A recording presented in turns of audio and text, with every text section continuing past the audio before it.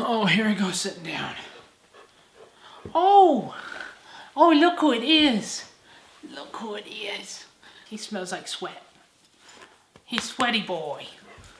Oh, baby.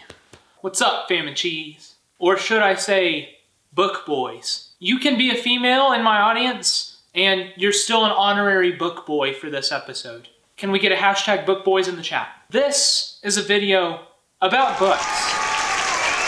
I'm here to give you some of my favorite books that I've read and reread over this last year, as well as some of my least favorite books that I've read and reread over this last year. Before we get fully into it, as usual, I want to give a quick plug for my channel. Quickly stated, my purpose with this channel is to be a resource for Christians and a witness, hopefully a good one, to non-Christians. I hope that you feel welcomed, connected, and encouraged by this video. And if you do, I would encourage you to subscribe to my channel or leave a comment on this video.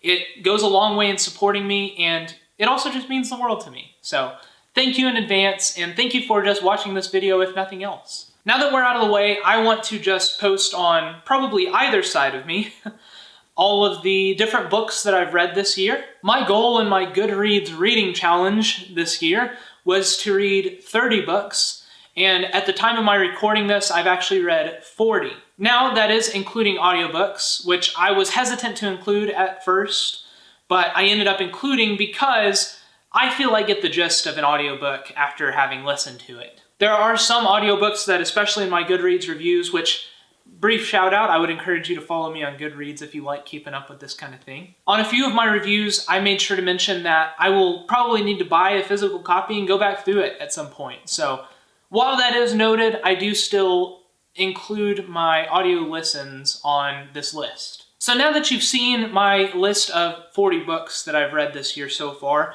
I want to just honorably mention and dishonorably mention a couple. My hope is, even if you really passionately disagree with me in the ones that I dishonorably mention, my hope at least is that I'm being reasonable and fair in my dislike of said project, and that we can disagree civilly, in a civil manner.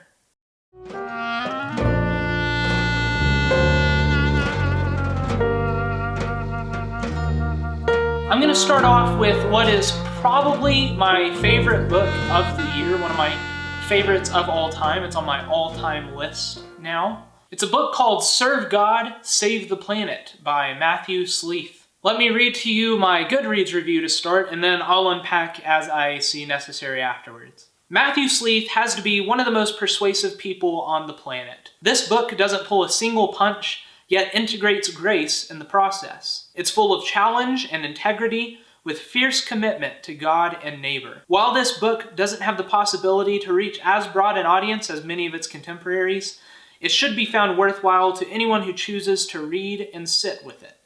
I had high expectations, and they were exceeded. Highly recommend.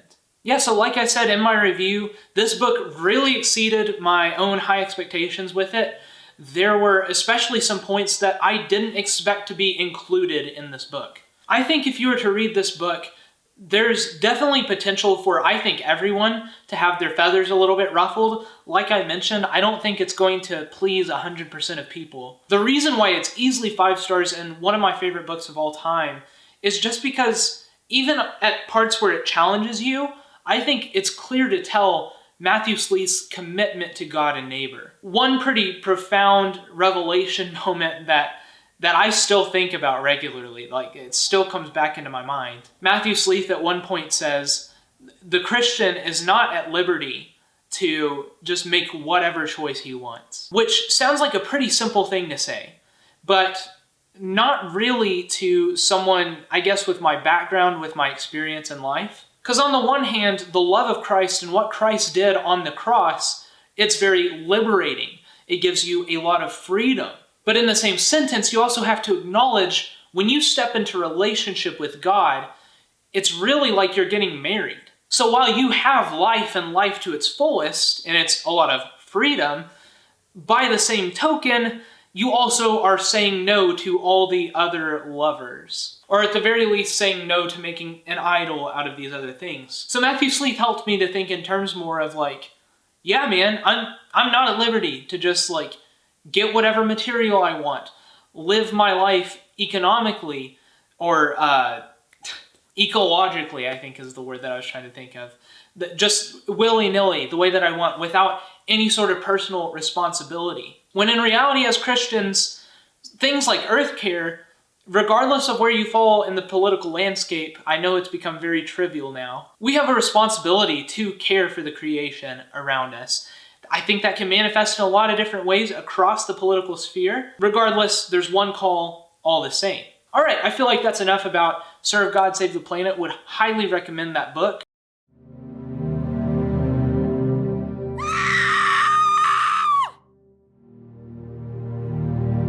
We're going to move on from it into one of my least favorites of the year. Probably my least favorite book of the year. It's the book The Universal Christ by Richard Rohr. There's so many things that I could say just to like rush out ahead, but in the same way that I gave you my Goodreads review of Serve God, Save the Planet, I'll do the same for Universal Christ. This one's a bit lengthy, so bear with me on this, but I think it pretty much covers everything that I would say anyway. I want to be careful with this review, and we'll leave out quite a few of my notes on it because I think they'd best be heard over a meal rather than over Goodreads. This book presents a lot of good things I don't hesitate to rally with. As Father Rohr says, no denomination can lay sole claim to soup kitchens or homeless shelters. I wouldn't hesitate to serve in humanitarian aid with Richard Rohr. I like the heart for a more corporate view of Scripture and for hitting the pavement rather than remaining shut behind church doors. Yes and amen, I say. Rohr has several shining moments in this book as a poignant narrator of where Western society is at and how it got there. I actually don't question his own moral integrity, and I respect him as he appears to be going after the objective reality in God throughout this book. All of that being said, this book clearly presents heresy as its thesis. Please hear my heart, as I don't say this lightly or joyfully. Honestly, I was shocked with how blatant it was right off the bat, as I've heard Father Rohr speak before and found what he had to say to be insightful. You'd be hard-pressed to find a more clear-cut example of modern-day Arianism than you will in this book. Call him what you will, he's not being sneaky with any of this. As he promises in his introduction, he even calls himself a pantheist at one point, or rather panentheist, but same thing really. This makes it seem disingenuous when he says things like, "My view is rather orthodox on this matter," when they've been far from orthodox throughout the book. It borders on irony a few times, where he'll slip in something to prove a universal point, but unknowingly affirm the opposite in the process. Now this is good news worthy of the name, says Rohr about an orthodox icon of Jesus pulling souls out of hell, not realizing this most affirms the doctrine of original sin. Baseball. In summary, the Christ cannot be divorced from Jesus of Nazareth, who is the Christ, or Christianity is untrue and should be rejected. This book demonstrates pantheism, Arianism, eisegesis rather than exegesis to a T, and ironically Gnosticism, something which it seems adamant to avoid throughout. It pains me that I certainly would have been someone who wholeheartedly accepted this message once upon a time, and that there are many others who still do, even within the church. Closing paragraph. I just read Richard Foster's book, Streams of Living Water, and at the end of his section detailing the incarnational stream, he lists potential pitfalls, as he does with all the other streams. I'll end with this quote from it. When we confess that God is made manifest to us in and through the created universe, we can be tempted to take that next easy step of identifying God with the universe. It's not difficult to see why. Frankly, this material universe is so stunning, so spectacular, so beyond us, that we can understand why people would want to worship it. This helps explain why pantheism is experiencing somewhat of a revival in our day. The problem also crops up when people fail to distinguish between a sacred object and the spiritual reality it signifies. Idolatry is the inevitable result. No doubt, this is why the Bible has such strict prohibition against making any graven image of God. It is almost as if we should write in bold letters across all icons, symbols, and liturgical exercises, Beware of worshiping the creation rather than the creator. Okay, that was a very lengthy review, and it's because I wanted to be very careful in it. And many of you who don't use Goodreads are probably like, why would you leave that long of a Goodreads review? Fair critique. Yeah, I pretty well stand by everything that I just listed in that review. I think that the premise of the book, I just fundamentally disagree with. I think it's treacherous to the actual story, the actual news of the gospel. Mixed in there, I just don't really stand with Richard Rohr's ideas of atonement. I think it's very damaging. If you like Richard Rohr, I would caution you a bit, just because if this is what his Christology is, you can trust that that's going to inform a lot of his other thoughts on Christian things. What I'm getting at is, in Christianity, the main question we should be concerned with is, who do you say Christ is? And who Richard Rohr seems to say Christ is in this book is this universal spirit of enlightenment. And fundamentally, I disagree.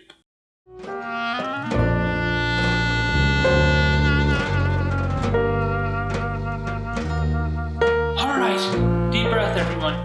We're moving on to another one of my favorites. And of course, in typical fashion, C.S. Lewis is on this list. C.S. Lewis's Abolition of Man is one that I read this year.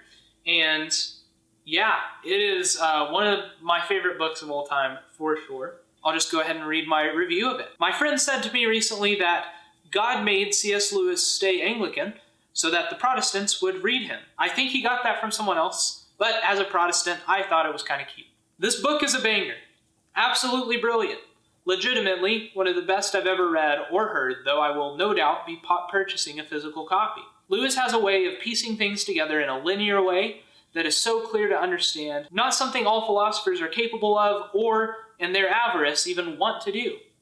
The opening, Men Without Chests, was already one of the most brilliant lectures I'd ever heard, and yet the next two followed up in equal brilliance. Anyone who accuses Lewis of being some cold, purely analytical mind should read this work. I won't rattle on here. This is my favorite work from a generational talent, one which we may not see for a long time, and I can't recommend it enough. Expanding on that a bit, in short, it is to some extent a book about masculinity, but for the main part, it's a book about desire. He's talking about this, honestly, the way that he's viewed, like I mentioned in there, that cold analytical mind. He's talking about that being the predominant Christian teaching even, trying to really strip the soul away from people as like a virtue. Do you want to talk about C.S. Lewis with me? Tell the camera about C.S. Lewis. Say, Dad, I don't speak English. I'm dog. This also seems to be Lewis's biggest argument from the objective, capital O. He starts out with the Tao. He starts talking about arguing these moral principles from the Tao, but also talking about the spirit that fills the Tao. Now, he does work down from that, and he strips it down to a push for Christian morals and Christian ethics and Christ-centered stuff. But he does it from a starting place of, hey, God exists first, like getting to that like objective kind of reality first, and then going from there rather than just trying to just baseline argue Christian things. So it's something that I think makes this work not only approachable, but as I just said in the review, and I want to reiterate one more time, this seems to be one of C.S. Lewis's most soul-filled works. In other words, it's hard to see this work as anything other than a vibrant push toward holy affections. Or you could say life and life to its fullest. I love the arguments he makes. If you've read this book before, I would say go back and reread it. It really spoke a lot of life into me. It's going to be one that I for sure reread over time.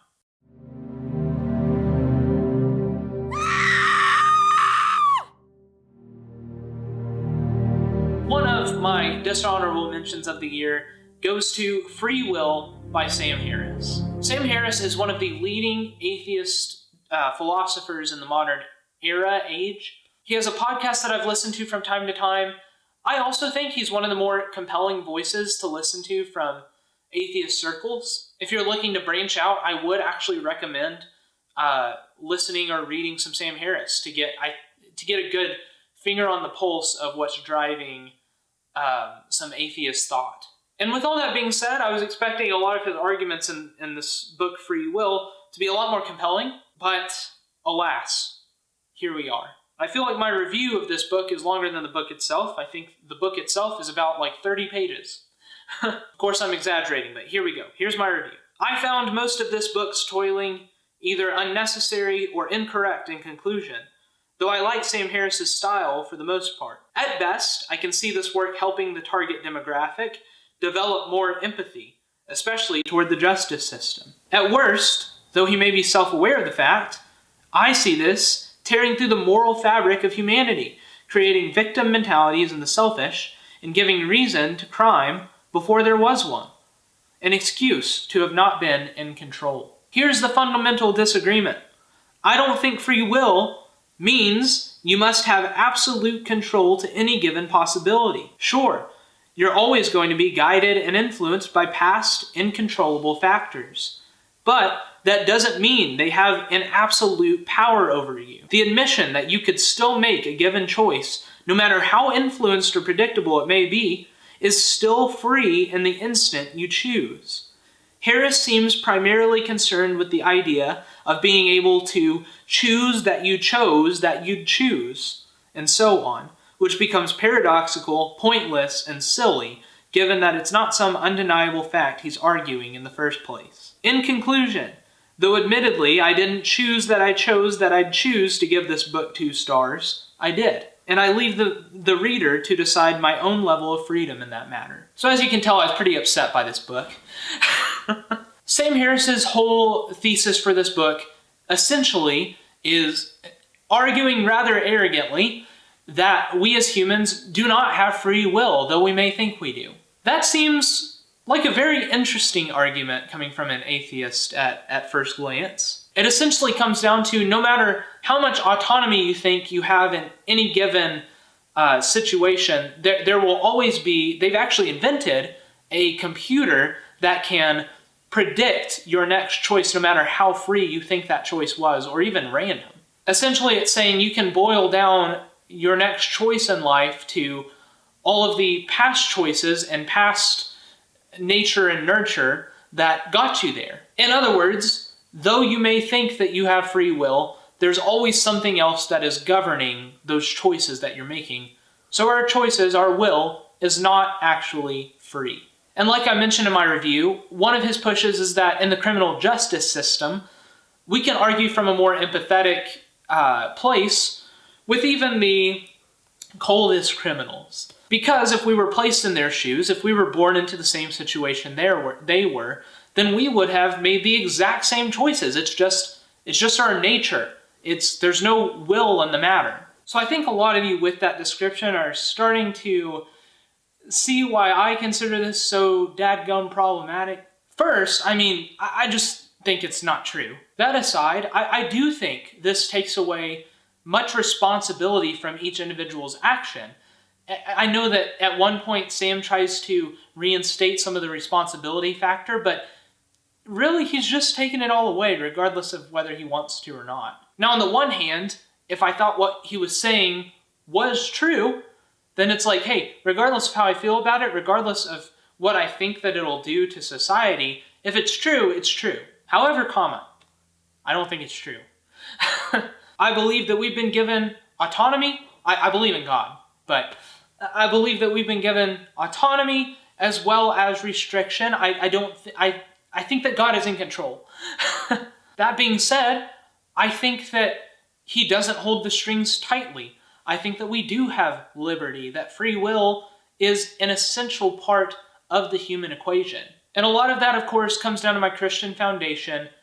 That removed, though, I think you can be an atheist and still find this a pretty silly argument. Hey, speaking of silly arguments, let's move on to another least favorite book of mine.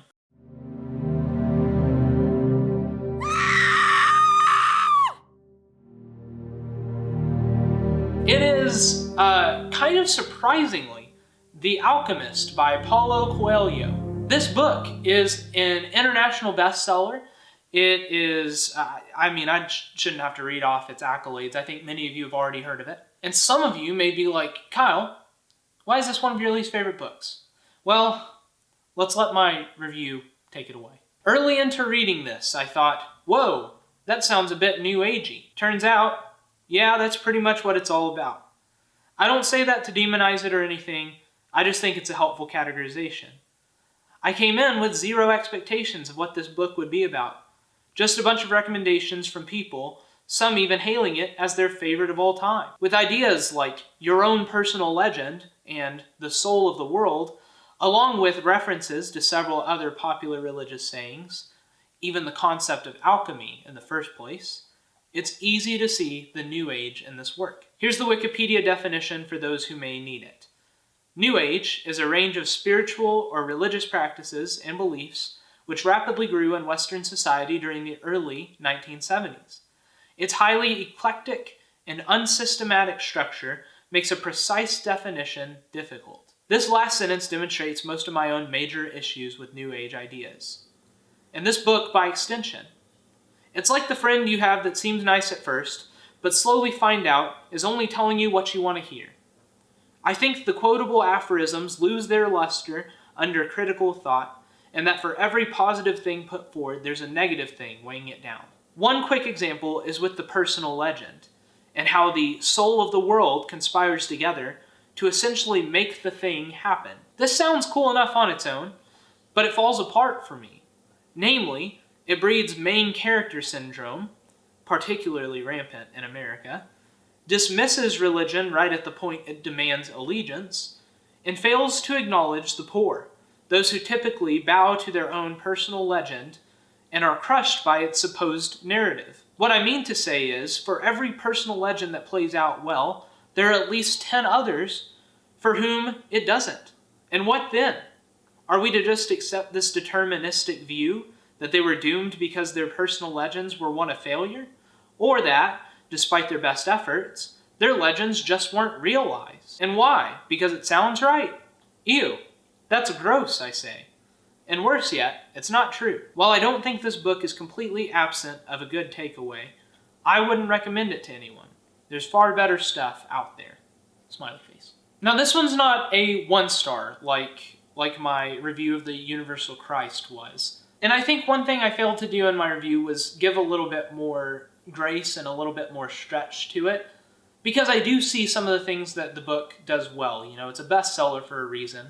Again, I think it's after the Universal, and it's clearly after the Universal in its search, its poetic search. However, I think its exploration of what's universal is done in a way that, like I said, brings a lot of the New Age into it, which, you know, if you believe in New Age stuff, I mean, you're gonna like this book. I really cover much of what I wanted to say negatively in my review, especially where I talked about main character syndrome. I think clearly this breeds the concept of like, I'm the main character in my story, which I think a lot of people believe now. And, you know, that's one thing, but I would really fiercely advocate we stop with that mindset in and out of the church. I doubt anyone out of the church is really following me on this anymore, because I've been very Christian in this video. Now, to be clear, I do not think that every personal legend is a selfish one. In other words, I think that there are people who would subscribe to this idea of the personal legend, and their personal legend be one of like, I want to feed and clothe as many people on this planet as I can with the rest of my life. Regardless, for me, it's a question of motive. And for me, motive is of the utmost importance. Now, is that me saying that I'm discouraging the feeding and the clothing of the homeless, the naked, the hungry, for whatever their reason, for whatever their motive? Absolutely not. I'm saying that's the next best thing for sure. However, I think that feeding, that clothing, I think that it stops at that point, and that what we breed beyond that point is actually just more selfishness into the world. I also didn't really appreciate some of the subtle digs that this had to committed religious persons. It had this tone of like, oh, this one character, Oh, he's so close to learning the language of the world. He's so close to the real truth. If he would only just let go of his dogmatic religious interpretations. And I'll just be honest, I think that's silly. I think it's unfair. And I don't think it's true or right. That's a very complex issue. Like I said in the review too, it's more one that I want to have over the dinner table than even over a YouTube video. So.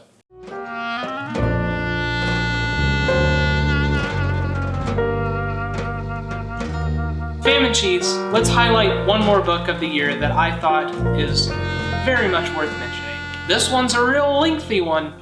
It is The Brothers Karamazov by Fyodor Dostoevsky. Let's hop into my review. I said, this book is fantastic. I'm blown away by minds like Dostoevsky's that are able to not only write distinctive characters with distinctive motives, but also write them with such intense philosophical dwellings that both make sense for the character and help further the story, as well as contribute to a greater social conversation. The concepts aren't so up in the clouds that they wouldn't be accessible to the general public, which is a genuine talent. As a Christian, I'll acknowledge my bias and say I favored many of the spiritual wrestlings and conclusions thrown in.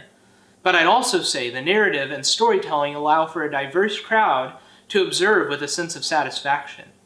The Brothers K has much to say about Russia, and even more so about humanity, a large task that is executed with precision and excellence. The murder mystery is gripping, and the psychological, spiritual, philosophical undertakings are even better. I'll leave some specific thoughts on things I wanted to comment on below if anyone cares to read, and won't be spoiled by it, smiley face. In essence, this book is worthy of its category of classic, and should be read by everyone should they get the chance. As I said at the start of this review, this is a long book, so really make sure that you have the time to set aside to read this bad boy. As I also mentioned though, I think it is very worth it. I think the aspects of the fantasy, the murder mystery that's set up, the conclusion is gripping enough for just about any fan of fantasy or fiction. Some of the difficulties in getting into this book will include, one, its length, two, all of the different Russian names of characters to keep up with throughout the book, and thirdly, all of the lengthy philosophical lectures by different individual characters. Now, those are also probably the most important part of the book, but they will be difficult for just the layman, for just the average person. I'm not calling myself more than the layman, but I was able to get through it. I loved this book because it so accurately touches on the topic of responsibility. Are we responsible for the messages that we preach, that we put out into the world, and what actions people may take based on those messages? Are we responsible for all of the actions of our brother, of our neighbor? Are we our brother's keeper? Or, put more in the words of one of the characters, do we accept the sins of others onto ourselves, almost as a virtue? And lastly, do our actions, as crazy and sinful as they might seem to the rest of the world, are they justified by pure motives? This one makes a lot less sense if I don't elaborate on the context of the story, but if you read it, you get it. I'll just point out that one of the characters' decisions gets him into very messy situations, but he makes the holy, wise, and he's after the good of everyone involved with every decision he makes. The fact that it gets him into more trouble almost seems besides the point, like everyone in this court weeps for him. I think it points out some of the situations we will hopefully get into as Christians of really being crucified for right motives, right decisions even. And to what extent can we stand by those? Do we go down with the ship? I think the clear answer in this book is advocating for, yes, we should follow it through to the very end, regardless of even if that leads to a death sentence, essentially. I'm being very vague. You should read the book. And with all of that being said, those are my honorable and dishonorable mentions of the year 2022. Do you have any book recommendations for this next year? I would love to at least add them to my ever-growing want-to-read list. Did you love anything I said? Did you hate anything I said?